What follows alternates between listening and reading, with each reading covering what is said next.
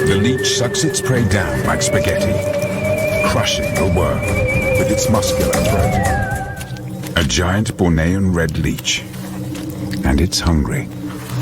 Without mammals to provide a meal, this forest is like a desert for a bloodsucker. But the leech has risen to the challenge with deadly effect.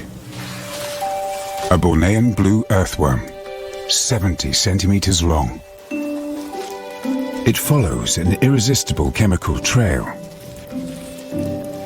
to find a mate.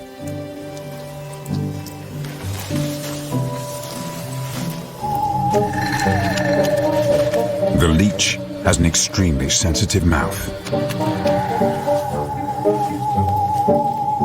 It tastes its way towards its prey.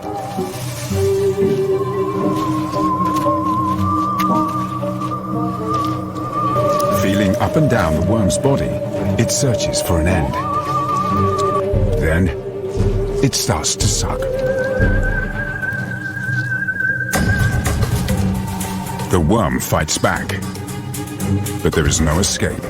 The leech sucks its prey down like spaghetti, crushing the worm with its muscular throat.